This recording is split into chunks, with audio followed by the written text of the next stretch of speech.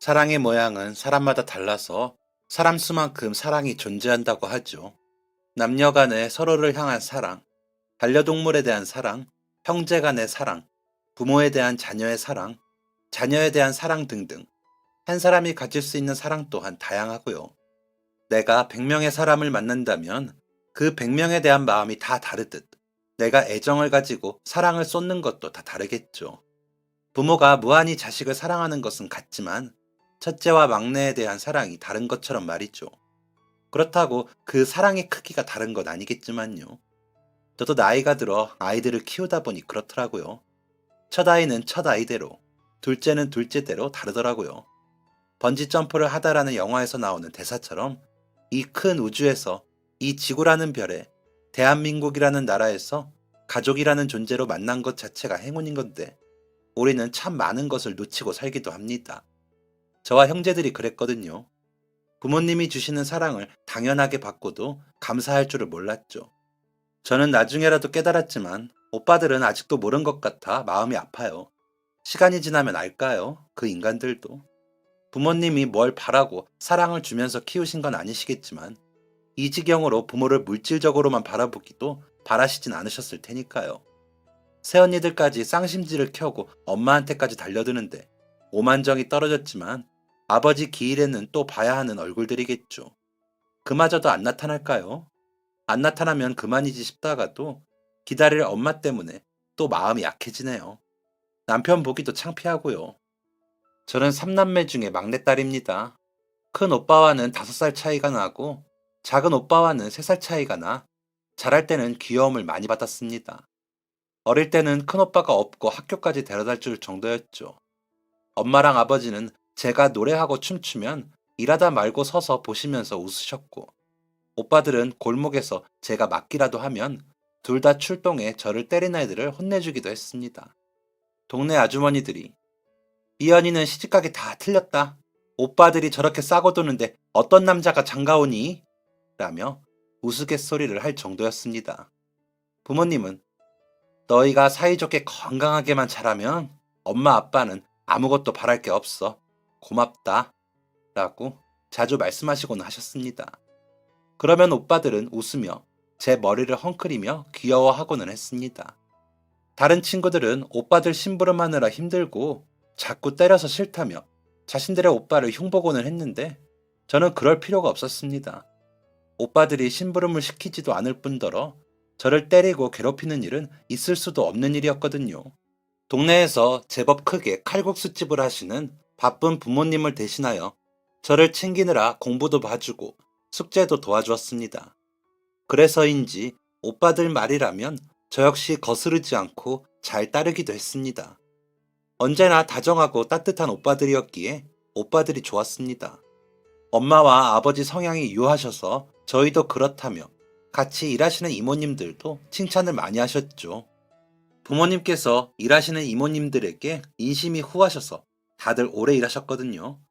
저 태어날 때부터 하셨던 이모님은 그만두실 때 너무 서운하다며 울면서 가시기도 할 정도로요.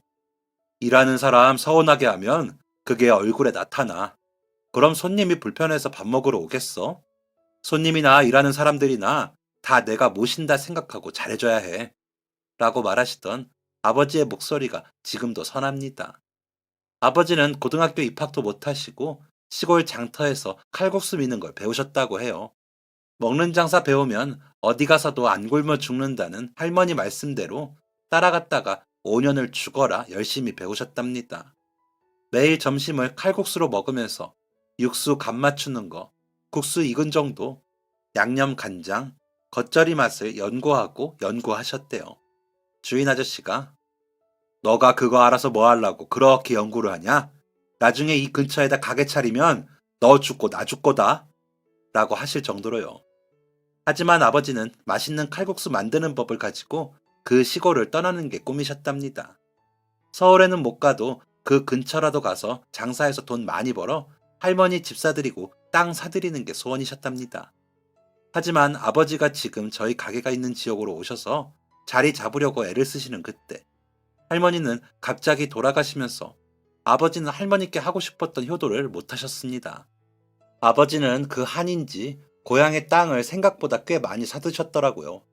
그래봤자 작게 집 짓고 농사 지을 정도이긴 했지만 아버지는 노년을 고향에서 보내고 싶으셨던 것 같아요. 엄마에게 저 시집 보내고 장사 정리해서 고향으로 내려가자고 하셨다는 거 보면요. 엄마랑 고향이 같으시거든요. 엄마랑은 한 마을에서 같이 자랐는데 엄마가 아버지가 너무 좋아 따라다니다가 갈 거면 나도 데려가. 결혼하고 같이 가면 되잖아. 라며 졸라서 양가 어른들이 결혼시키셨다고 하더라고요. 아버지는 엄마가 좋으셨지만 가서 얼마나 고생할지 모르니 자신이 없으셨다고 해요. 그래서 좋다는 엄마의 마음을 거절하셨는데 결국은 결혼하고 같이 떠나게 되신 거죠. 엄마는 가끔 고집을 부리시는 아버지에게 오빠, 자꾸 그러면 나 혼자 고향 간다 하면서 농담을 하셨는데 아버지는 그런 엄마를 다정한 눈으로 바라보며 웃으시면서 고집을 꺾고는 하셨습니다. 제 기억에 두 분이 다투는 걸 본 적이 없을 정도로 다정하셨고 사이가 좋으셨습니다. 아버지가 자상하신 면이 많으신 분이라 엄마는 너희 아빠 조금만 못됐어도 내가 못 산다고 시골로 도망을 갔을 텐데 저렇게 순하니 내가 도망을 갈 수 있나? 그래서 꼼짝없이 잡혀서 일만 했어. 그러다 보니 먹고 살만해지고 먹고 살만해지니 나이가 이만큼 들었더라. 너희는 그렇게 살지 마. 즐기면서 좋은 거 많이 보고 많이 먹고 입고 살아. 라고 이야기하실 정도였으니까요. 행복했습니다. 제 어린 시절의 기억은 그랬습니다. 이 사람 저 사람 다 저를 예뻐했고 귀여워해줬으니까요. 철딱선이 없지만 구김살 없는 막내딸 노릇만 잘하면 되는 줄 알고 컸죠. 무서울 것 없고 어려움 없이 컸습니다. 그 예쁨 받은 기억들은 이제는 돌아가지 못하는 아픈 기억이 되었지만요. 저는 비가 오는 날을 좋아했습니다. 왜냐하면 아버지 덕분에 비 오는 날은 저에게 제가 예쁨 받는 막내딸인 걸 더 크게 느끼는 날이기도 했거든요. 제가 어릴 때부터 아버지는 유난히 비 오는 날만 되면 저를 데리러 오셨습니다. 유치원이 끝날 때도 저를 데리러 오셔서는 저를 업고 우산을 들고 집으로 데려오셨습니다. 아무리 장사가 바쁜 시간에도 비가 오면 아버지는 제가 있는 곳 문 앞에서 저를 기다리고 계셨습니다. 초등학교, 중학교, 고등학교 때는 교문 앞에 계셨고 대학교에 들어가서는 버스 정류장으로 우산을 챙겨 들고 기다리셨습니다. 여름에는 시원한 음료와 겨울에는 따뜻한 음료나 붕어빵 같은 간식들을 함께 들고 계셨습니다. 비가 너무 심하게 올 때는 수건도 들고 계셨어요. 제가 조금이라도 젖을까, 젖은 곳이 불편하지는 않을까 걱정이 되셨나 봐요. 그래서 아버지는 제게 오아시스나 담비 같은 존재였죠. 아버지만 만나면 제가 아무리 흠뻑 젖었어도 다 해결될 테니까요. 따뜻하고 포근했습니다. 아버지는 제게 정작 본인은 비에 젖어 옷에 빗물이 뚝뚝 떨어지면서도 제가 비를 맞는 건 어떻게든 막아주시려고 했으니까요. 아침부터 비가 와 우산을 들고 나간 날에도 아버지는 저를 데리러 오셨습니다. 그래서 한 번은 아빠, 나 우산 가져간 거 알면서 왜 나왔어? 힘들게? 라고 물어봤었는데 아빠가 어릴 때 할머니랑 할아버지가 바빠서 비가 와도 데리러 올 줄 몰랐어. 아빠가 비 맞는 거 되게 싫어했거든. 그래서 비 그치기 기다리다가 도저히 안 그칠 것 같으면 뛰어서 집에 갔거든. 근데 이상하게 비가 오면 미연이 너가 비 맞을까봐 마음이 쓰여. 막내라 그런가? 딸이라 그런가? 너희 오빠들 알면 서운하겠지만 아빠 마음이 그래. 라고 하시더라고요. 다정히 웃는 그 표정이 참 좋았습니다. 그래서 그 다음부터는 묻지도 않고 당연히 비가 오는 날에는 아버지가 계시겠지 싶었습니다. 그런 제 마음을 아버지는 한 번도 서운하게 하신 적 없이 매번 비가 오면 저를 기다려 주셨습니다. 비가 오는 날은 제게 사랑이 충전되는 날이었습니다. 제가 시집을 가서는 비가 오면 일하고 있는 제게 아버지는 전화를 하시곤 하셨습니다. 비 오니까 생각나서 비 맞지 말고 다녀라. 차서방한테 데리러 오라고 해. 라면서요. 그러면 저는 차서방은 안 힘든가? 안 그래도 만나서 같이 들어가려고 해요. 아버지, 그러지 말고 나 오늘은 아버지네 가서 잘까? 하면서 어리광을 부리고는 했습니다. 아이들이 태어나고도 몇 번을 그렇게 물었지만 아버지는 웃기만 하실 뿐 오라고는 안 하시더라고요. 그렇게 빗속의 아버지와 단둘이 데이트는 저의 기억 속에만 남게 되었습니다. 제가 35이 되던 해에 아침에 일어나 칼국수 반죽을 살피시던 아버지가 쓰러지셨거든요.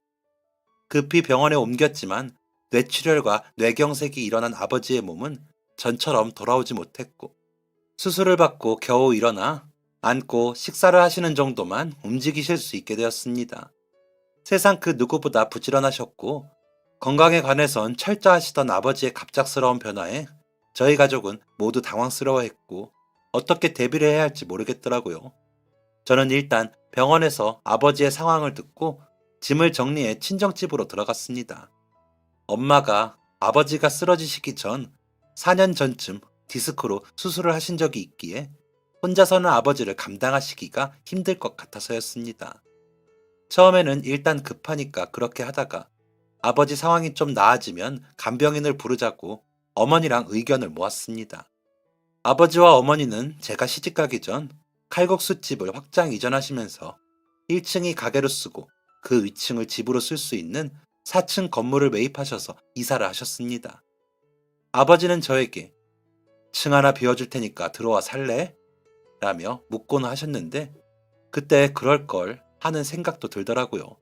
번번이 차서방이 싫지. 나도 시댁이랑 이렇게 가까이 살려면 싫어. 라면서 거절했던 걸 후회했습니다. 저는 시집을 가고도 친정이랑 그다지 멀지 않은 곳에 살았거든요. 시댁도 가깝고요.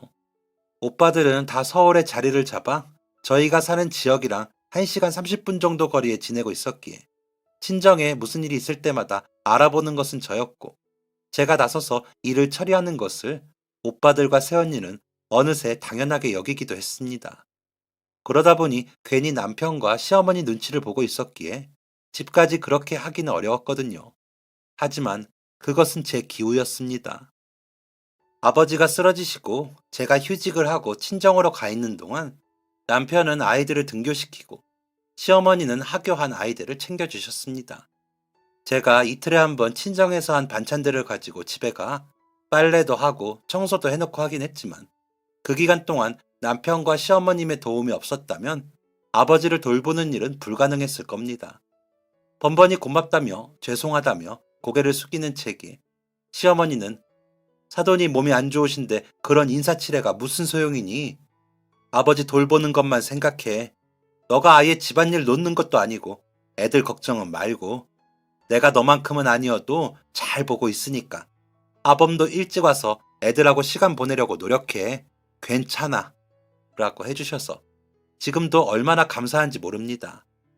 남편은 일부러 주말에 아이들을 데리고 와 아버지를 만나게 해주었습니다. 조금씩 기력을 찾으신 아버지는 아이들이 오면 멍하게 보시긴 했지만 한참을 아이들이 노는 걸 보시곤 하셨습니다. 대소변을 다 치워드려야 하다 보니 아이들은 낯설어 가까이 가서 전처럼 안기지도 않는데도 뭘 기억이라도 하시는 것처럼 아이들 쪽을 바라보시고는 했죠. 그래서 남편이 아이들을 데리고 와주는 게 더 고마웠습니다. 남편은 아버님, 저번 주보다 얼굴이 더 좋아지셨어요. 요즘은 침대에서 혼자 일어나신다면서요? 얼른 더 좋아지셔서 전처럼 저랑 약수터도 가고 낚시도 가요. 라며 살갑게 말도 걸어주었습니다.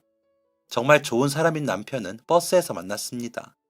대학 다닐 때 버스를 기다리며 귀에 이어폰을 꽂고 있는 제 어깨를 톡톡 친 남편이 저기 가방이 열렸는데 닫아드려도 될까요? 하고 말을 걸었거든요. 창피했던 제가 서둘러 가방 문을 닫고 감사하다며 인사를 하고 버스가 와 탔는데 남편도 같이 타더라고요. 그리고 난 후 아침에 등교하면서 학교 끝나고 집으로 가면서 오며 가며 매일 남편과 마주쳤고 아는 사이도 아니고 그렇다고 아주 모르는 사이도 아닌 채로 지냈습니다. 인사를 하기도 그렇다고 시선이 마주치지 않지도 않은 채였죠. 그렇게 애매하게 지내다 같은 과 친구와 있는데 남편과 인사를 하더라고요.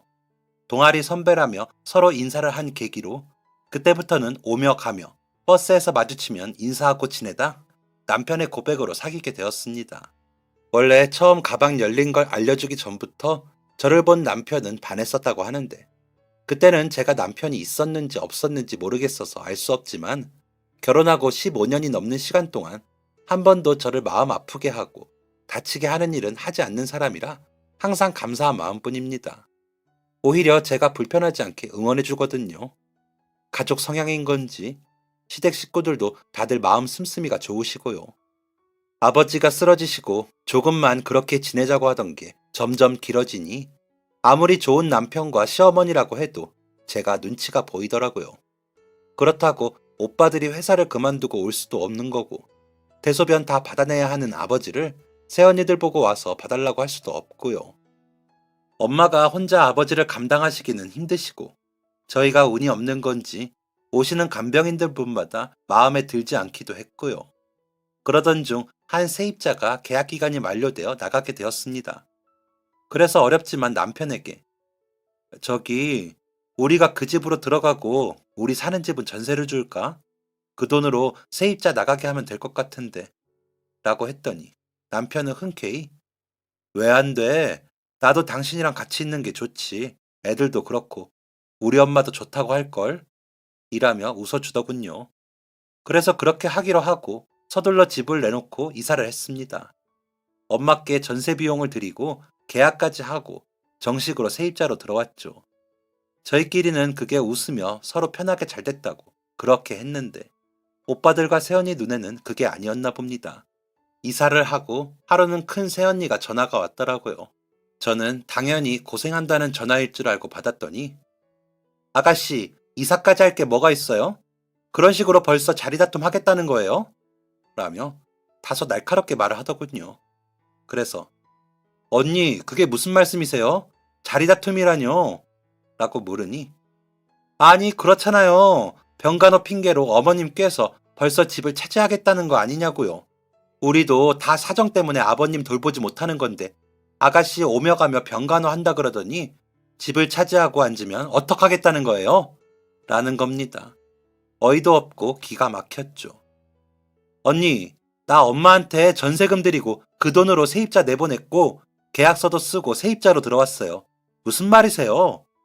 그리고 제가 이 집 딸인데 재산 좀 받으면 어때요?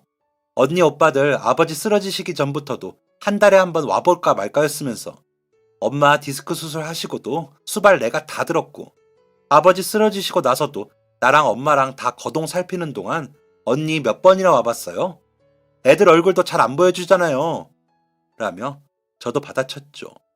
그렇게 다정했던 오빠들도 장가를 가고 나서 어느 순간부터 본인들 가족만 챙기느라 조금 멀어졌거든요. 당연히 그렇게 하는 게 맞는다고 생각은 하면서도 내심 엄마 아버지 일을 나 몰라라 하는 오빠들의 모습에 서운하기도 했기에 저도 모르게 속 이야기가 나오기도 했던 것 같습니다. 그러자 새언니는 아가씨, 그래봤자 딸이 재산 챙기는 일은 없어요. 그러니까 헛꿈 꾸지 말고 아버님 상태 봐서 얼른 다른 집 알아보고 나가요. 라며 전화를 끊더군요. 말 같지도 않은 말을 듣고 기가 막히고 속이 터졌지만 내 부모 내가 건사하는 게 맞고 남편이 고맙게도 이해해주니 혼자 삭히고 넘기자 싶었습니다. 괜히 시끄럽게 해봤자 엄마도 속상하시고 아버지도 아실진 모르지만 처량해질 것 같기도 했고요. 본인이 건강했다면 그런 말들이 오고 가지도 않았을 텐데 그런 소리나 듣게 한다며 속상하실 것 같아서요. 그런데 그날 저녁 작은 오빠가 전화를 해서는 다짜고짜 야, 너 형수한테 너가 재산 다 챙긴다고 그랬어? 너 그런 생각으로 아버지 수발드는 척 한 거야? 어쩐지 엄마 계시는데 너가 휴직까지 하고 거기가 있다 했다. 그러니까 매제도 이해하는 척 그랬구나. 너 어떻게 그런 생각을 할 수가 있냐? 라며 소리를 지르더라고요. 어이가 없어 가만히 듣고 있는데 전화 밖으로 고래고래 소리치는 소리가 들리니 남편이 눈이 동그래져서 저를 보더라고요. 저는 그 순간 말보다 눈물부터 나고요. 그러자 남편이 전화를 가져가 형님, 접니다. 제가 같이 있다가 받았습니다. 무슨 일이십니까? 라며 받더라고요. 저는 남편에게 창피하기도 하고 미안하기도 해 눈물만 흘리고 있었고요. 남편은 조용히 네라는 대답만 하고 오빠는 소리를 지르다 점점 목소리가 낮아졌는지 들리지 않았습니다. 남편은 어휴, 오해십니다. 그럼요. 저희 전세 계약서까지 다 쓰고 들어왔는데요. 아이들이 아직 어려서 엄마를 찾는데 어머님 허리 때문에 혼자 아버님과 계시기 힘드시니 저 사람이 곁에 있고 싶은 거죠. 가게 일도 바쁘기도 하고요. 어머님하고 저 사람이 번갈아 가게 내려가 보기도 해야 하니까요. 아버님이 움직이는 걸 움직이셔도 혼자 계실 수가 없어요, 형님. 네, 걱정 마세요. 네, 들어가세요. 라며 통화를 끝내는 남편을 보기가 너무 부끄러웠습니다. 미안해, 괜히 엄한 소리나 듣게 하고. 아까 낮에 큰 새언니가 전화 와서 우리 이사 온 것 때문에 뭐라 하기에 괜히 받아쳤다가. 미안해요. 라며 울었습니다. 제가 남편하고 결혼하기 전에 우리 가족은 진짜 사이가 좋아요. 어릴 때부터 막내라고 엄청 사랑받고 컸거든. 아마 우리 아빠랑 오빠들한테 나랑 결혼한다 그러면 엄청 취조당할걸? 아마 허락 안 해준다고 할지도 몰라. 라면서 했던 말들이 다 허튼 소리가 되어버린 그 순간에 쥐구멍이라도 있으면 들어가고 싶었습니다. 큰오빠와 둘째 오빠 모두 제가 결혼하기 전에 남편 손을 잡고 우리 미연이 잘 부탁해 라며 눈물을 훔치기까지 했었는데 그 정은 다 어디로 간 것인지 작은 오빠까지 그러니 너무 속이 상했습니다. 다음날 아침 엄마도 오빠들 전화를 받으셨는지 제 눈치를 보시더라고요. 오빠들 그러는 거 속상해 하지 마. 엄마가 다 아는데. 너 없으면 엄마가 혼자 장사랑 아버지 어쩌겠니? 괜히 제발들 저려서 그러는 거니까 걱정 마. 그리고 너가 이렇게 고생을 하는데 더 챙겨가는 게 맞지. 엄마가 다 생각이 있으니까 걱정하지 마. 라며 제 머리를 쓰다듬으며 우시더라고요. 엄마, 나는 다 필요 없어. 뭐 챙기려고 하지도 않았지만 아버지만 나아지시면 돼. 라는데 저도 눈물이 터져버렸습니다. 그러면서도 혹시나 아버지가 들으실까 눈물을 감추었죠. 그렇게 속상한 마음을 추스르고 엄마와 저는 일상으로 돌아갔습니다. 그리고 오빠들이 새언니들과 왔다 가기는 했지만 저는 일부러 내다보지 않았고요. 저는 그러면 큰 오빠라도 와서 제게 마음 풀라고 할 줄 알았는데 큰 오빠도 그냥 가더라고요. 어머니한테는 서운하다는 소리를 하고 갔다고 하더라고요. 그래서 다 정리하고 간병인 불러놓고 다시 이사를 나갈까 생각했습니다. 정말 다 꼴보기가 싫더라고요. 하지만 부모님을 생각하면 쉽지 않은 결정이라 이러지도 못하고 저러지도 못하고 속만 끓였습니다. 그러는 와중에 다행인 건지 아버지는 지팡이를 짚고 부축을 받으면 계단을 내려가실 정도는 움직이실 수 있게 되었습니다. 매일 저녁 남편이 아버지 손을 잡고 동네 한 바퀴 도는 운동을 해주기도 했고 엄마랑 제가 시간 날 때마다 마사지를 했거든요. 번갈아 가게에 오르내리면서 아버지 식사 챙기고 마사지하고 대소변 받아 내다보면 하루가 금방 지나가 버렸습니다. 솔직히 다른 생각할 잠이 없었죠. 그런데도 사람 마음이 간사한 게 아버지가 움직이시고 나니 정신도 돌아오셨으면 했습니다. 하지만 아버지는 가게 앞에 앉아 멍하니 계시다가 저희가 모시고 집으로 돌아오면 따라 들어오시는 정도였습니다. 이름을 여쭈어봐도 모른다고 하셨고 엄마가 오빠 내가 누구야? 하고 웃으며 물어도 고개를 돌리며 대답을 안 하셨습니다. 한 번은 제가 집으로 모시고 올라가는데 감사합니다. 이렇게 도와주셔서 감사합니다. 라고 인사를 하시더라고요. 그런 아버지를 바로 곁에서 지켜보며 병수발을 드는 일은 마음이 매일 메말라가는 일이었습니다. 엄마가 안 계셨다면 또는 저 없이 엄마가 혼자 그 일을 하셨다면 정말 먼저 나가 떨어졌을 겁니다. 그렇게 매일매일을 버티고 버티며 지냈습니다. 오빠들은 2달에 한 번꼴로 와서는 저희들끼리 쑥덕거리다 가곤 했습니다. 근처 부동산 최 사장님께 가게와 저희가 살고 있는 건물 시세와 아버지 소유의 다른 건물들도 알아보고 갔다고 전해 들었습니다. 그 사실을 아신 엄마는 괘씸해 하시면서 아시는 법무사에게 이것저것 물어보시는 눈치더라고요. 저는 그냥 소가리만 했습니다. 안 들리는 척, 모른 척 하면서요. 저를 업고 제 가방을 들어주며 보살피던 오빠들이 맞나 싶을 정도로 정이 떨어졌지만 그래도 내심 기대를 했는지 더 실망하고 싶지 않기도 했고요.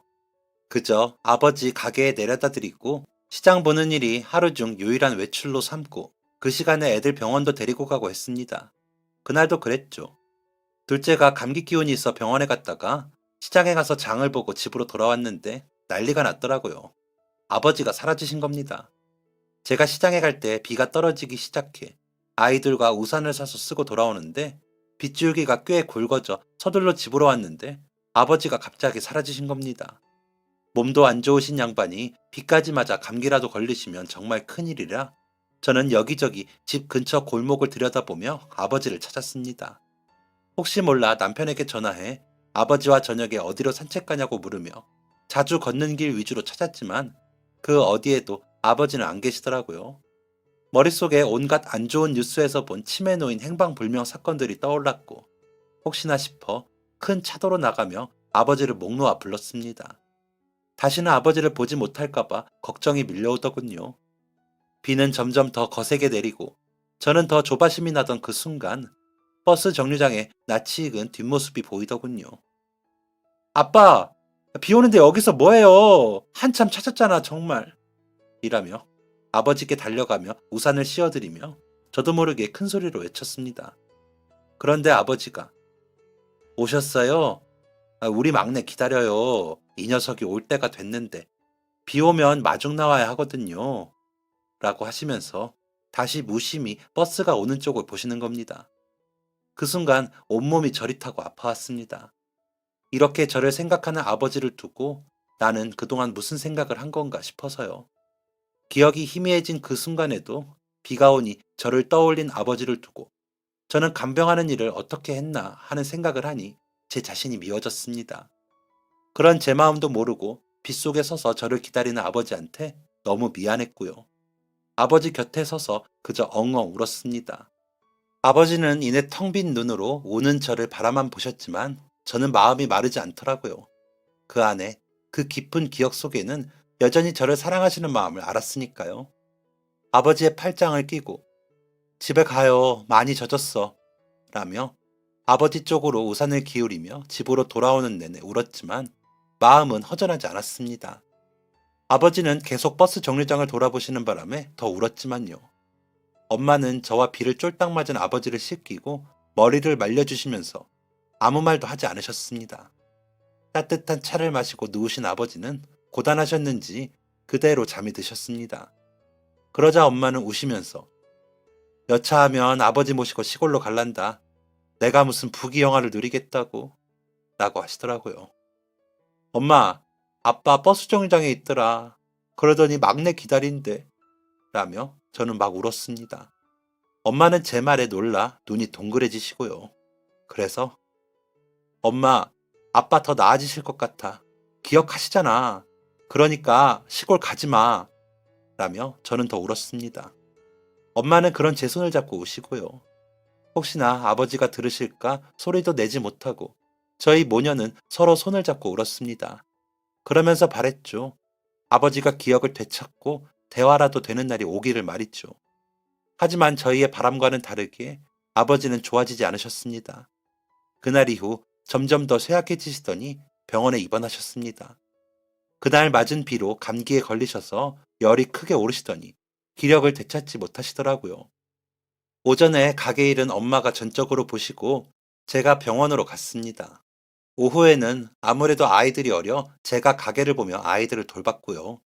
그리고 야간에는 남편이 아이들을 재워주고 제가 다시 병원으로 가 아버지를 살폈습니다.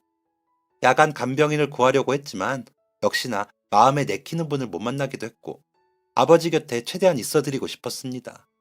그래서 괜히 아버지 곁에서 책도 읽고 뉴스를 보며 아버지 건강하실 때처럼 수다도 떨고 그랬습니다. 아버지는 대답도 없으셨지만 그러다 보면 아버지가 아유, 이제 좀 움직여야지. 좀이 쑤셔서 안 되겠다. 하시면서 전처럼 웃으며 일어나실 것 같았거든요. 그러는 동안에도 오빠들은 병원에 와서 얼굴만 비치고 가더라고요. 그러다 아버지가 변을 보셔서 병실에 냄새가 퍼졌습니다. 저야 매일 있는 일이니 익숙했지만 오빠와 새언니들은 처음 보는 광경이니 놀랐겠죠. 그래서 얼른 치우려고 아버지 기저귀 갈개에 나가 있어요. 다 갈면 부를게. 라고 말하고 이불을 걷는데 작은 새언니가 아유 냄새. 아가씨는 비위도 좋아요. 문 좀 열어요. 라면서 창문을 벌컥 열더라고요. 작은 창문이었지만 찬바람이 들어와 다 갈고 열던지 할게요. 아빠 추우시잖아요. 하면서 창문을 닫았더니 큰 새언니가 헛구역질을 하면서 어차피 아버님은 모르시잖아요. 아휴 이걸 어떻게 창문을 안 열고 해요. 라면서 다시 창문을 열려고 하는 겁니다. 순간 화가 확 나서는 큰 새언니 손을 잡으며 그러니까 나가 있으라고 했잖아요. 언니 보고 하랬어요? 나가요. 나가라고요. 라며 소리를 쳤죠. 새언니들은 코를 막고 나가더군요. 오빠들도 그 뒤를 따라 나가고요. 아버지가 대변을 보신 기저귀를 빼고 새 기저귀를 갈아들이면서 아빠, 언니들이 서운하게 한다. 얼른 일어나서 언니들 혼내줘. 아빠 건강할 때는 눈치 보면서 살랑거리더니 오빠들 장가를 잘못 간 것 같아. 라고 말하며 혼자 눈물을 훔쳤습니다. 다 처리를 하고 나서 아버지 이불을 잘 덮어드리고 창문을 열어 환기를 시키고 나서 병실을 나가니 오빠들만 서 있더군요. 저를 보더니 큰오빠가 그래도 며느리라고 여기까지 온 사람한테 그렇게 면박을 주면 어쩌니? 너 고생 좀 한다고 유세하냐? 라고 하는 겁니다. 작은오빠는 아무리 너가 부모님 곁에 있다고 한들 새언니들한테 그러면 안 된다. 라고 하고요. 그래, 내가 유세 좀 했다. 그럼 오빠들이 와서 좀 아버지 수발 좀 들어. 내가 유세 떠는 게 그렇게 보기 싫으면 오빠들이 와서 해. 하는 것도 없으면서 입으로만 나불거리지 말고. 라며 저도 받아쳤죠. 그러자 큰오빠가 우리도 사정이 있어서 그런 거잖아.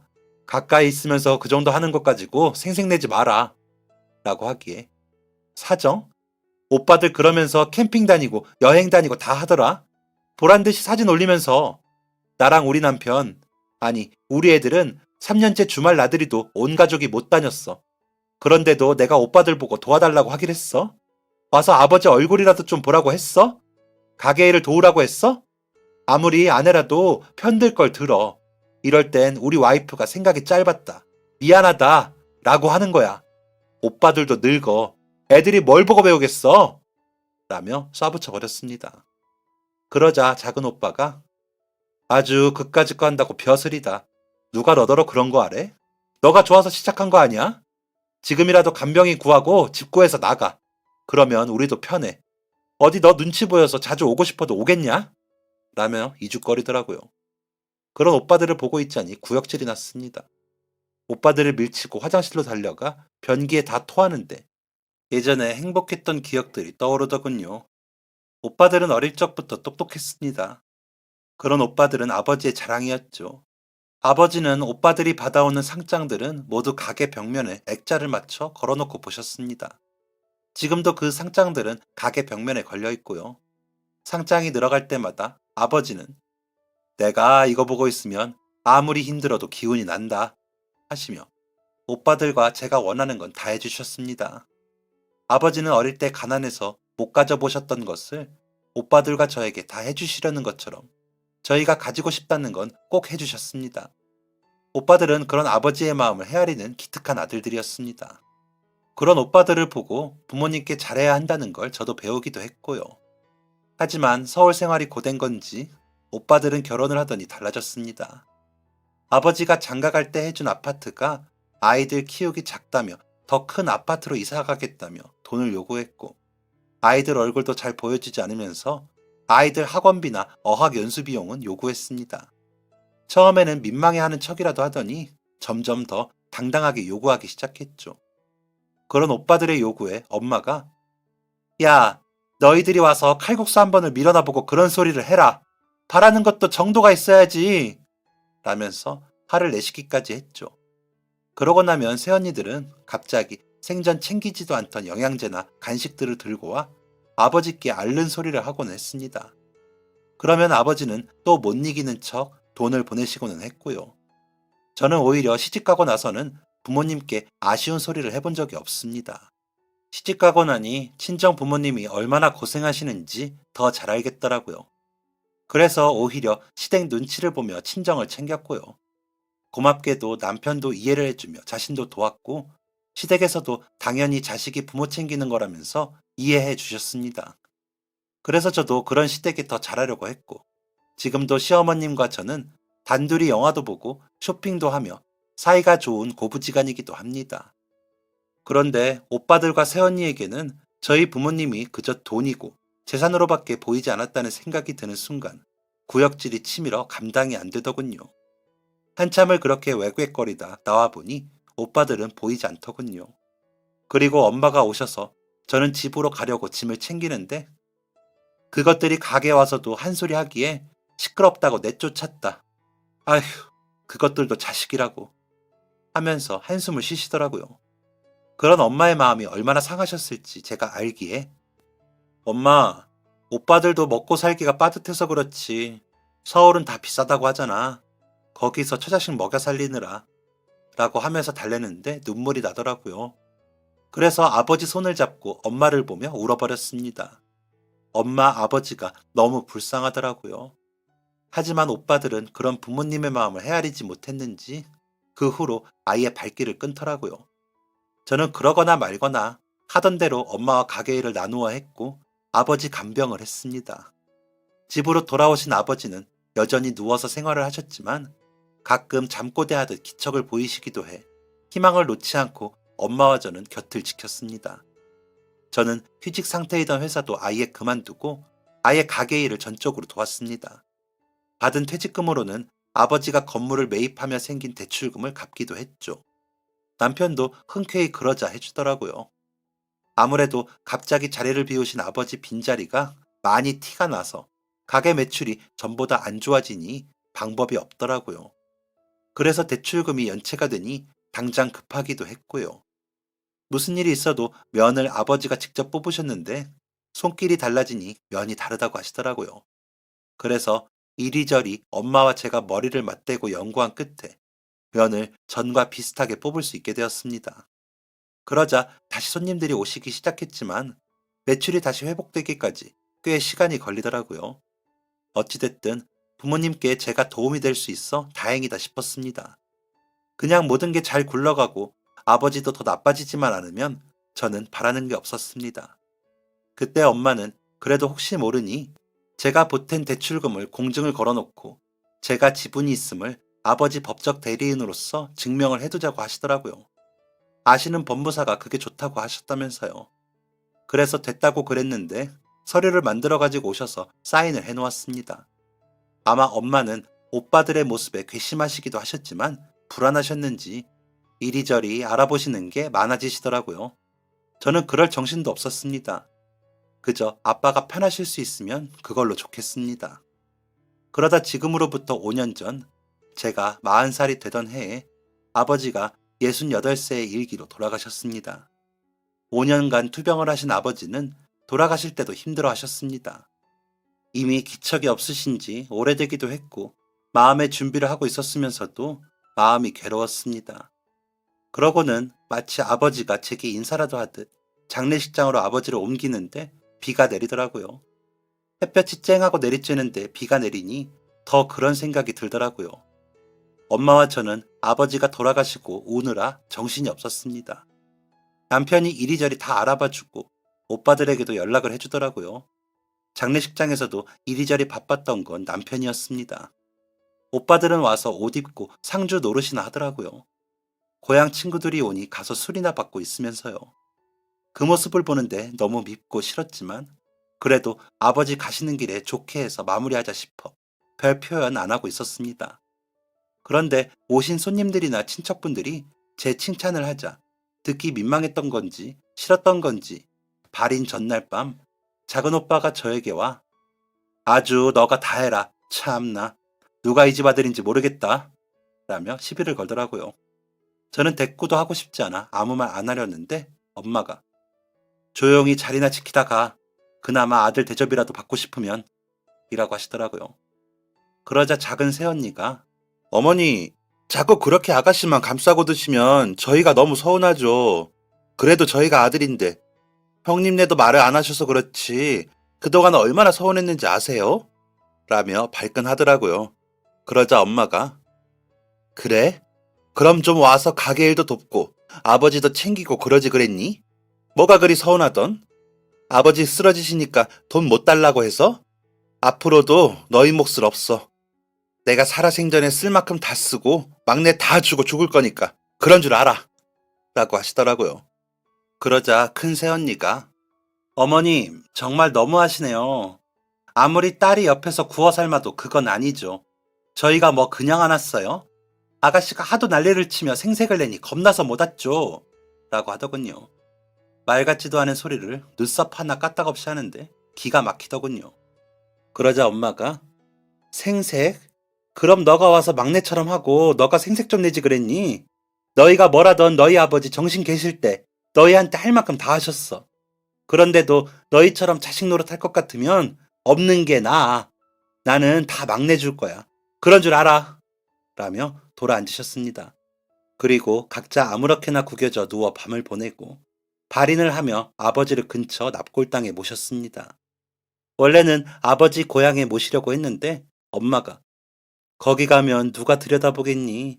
가까이 모시고 자주 가서 보련다. 라고 하셔서 그렇게 했습니다. 그 후로 엄마는 고향의 땅을 모두 처분하시고 근처에 2층짜리 주택을 하나 더 매입하신다고 하셨습니다. 아버지 유산은 배우자인 엄마에게 우선 넘어가는 것 같더라고요.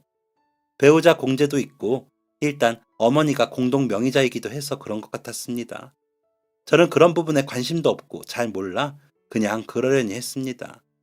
그랬는데 부동산은 자식이 받는 게 좋다는 법무사분의 말씀에 따라 엄마는 제게 부동산을 물려받으라고 하시며 세금도 내주시겠다고 하시더라고요. 그래서 엄마, 진짜 오빠들 안 볼 거야? 엄마가 가지고 있다가 나중에 정말 엄마 나이 많아지시면 그때 얘기해 하고 말았습니다. 하지만 오빠들은 그게 아니었는지 엄마와 저를 상대로 유류분 소송을 냈더라고요. 소장이 날아오고 재판 기일이 잡힌 것을 보고 엄마는 거의 실신 직전까지 가셨습니다. 저는 큰오빠에게 전화를 해 오빠, 아직 엄마 건강하셔. 이게 무슨 짓이야? 갑자기 건물들이 어디 가? 엄마 홧김에 그러신 건데 소송을 해? 라며 따져 물었습니다. 그러자 오빠는 나라고 이러고 싶겠니? 그러니까 처음부터 깔끔하게 나누자고. 어머니도 어차피 우리랑 인연 끊으시겠다는 거 아니냐? 라며 화를 내더라고요. 작은 오빠에게도 전화해 말을 해봤지만 소용이 없었습니다. 부랴부랴 변호사님을 찾아가 상담을 해보니 제가 공증에 따라 대출금을 갚은 기여도가 있고 아버지를 병간호하는 동안 가게 일을 어머니와 함께 해가며 재산상의 이익을 준 점이 분명하기 때문에 재판까지 가지 않고 조정으로 인정을 받을 수 있을 것 같다고 하시더라고요. 어머니는 배우자이기에 당연히 인정을 받으시고요. 문제는 몇 %까지 주장을 하느냐에 따라 소송 여부가 갈릴 거라고 하시더군요. 엄마는 마음을 굳게 다지신 건지 소송도 불사하겠다며 강하게 나가시더라고요. 그렇게 된 이상 부모 형제 간 다 끊자는 거 아니냐면서 저보고도 마음 약해지지 말라고 하시면서요. 그 말을 하시는 엄마의 마음이 오죽할까 싶어 너무 속상했습니다. 오빠 측 변호인과 여러 차례 접촉해 조정을 해보려 했으나 오빠들은 본인들이 30%씩은 가져가야 한다며 고집을 피웠고 결국 재판까지 가게 되었습니다. 엄마는 힘들어 하셨지만 끝까지 버티시더라고요. 그 결과 제가 40%의 상속 지분을 가진다는 판결을 받게 되었습니다. 물론 모든 재산은 엄마가 돌아가시면 나누게 되는 걸로 판정이 났고요. 그 판결을 받기까지 3년이라는 시간이 흘렀는데도 오빠들은 불복해 항소를 하였으나 재판부가 기각을 하더라고요. 엄마가 살아계시는데도 그렇게 하는 오빠들을 보자니 정말 기가 막히고 그나마 있던 정도 다 떨어졌습니다. 한 번은 큰오빠가 밤에 술을 마시고 엄마에게 전화를 해 너무하다고 했나봐요. 엄마는 한 번만 이런 얘기하면 다 팔아서 기부하고 죽을 거야.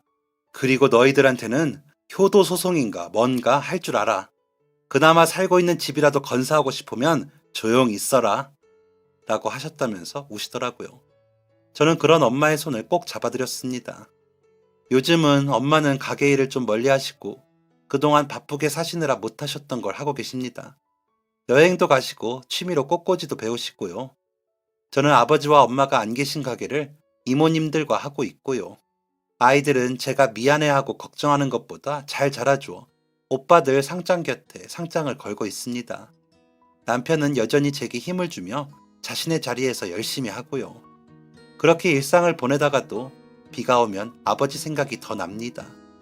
괜히 애들 데리러 가보았는데 아버지가 저를 무슨 마음으로 기다리셨는지 알 것 같기도 합니다.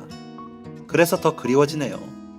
곧 아버지 기일이 다가오는데 오빠들이 납골당이라도 갈지 모르겠네요. 오빠들이 제발 지금이라도 아버지와 엄마가 얼마나 우리를 사랑하셨는지 깨닫기를 간절히 바라며 이만 글을 줄이겠습니다. 긴 글을 읽어주셔서 감사하고 다들 부모님께 효도하시길 바랍니다. 지금까지 사연 들어주셔서 감사합니다. 사연이 재밌으셨다면 구독과 좋아요를 눌러주세요. 감사합니다. 안녕히 계세요.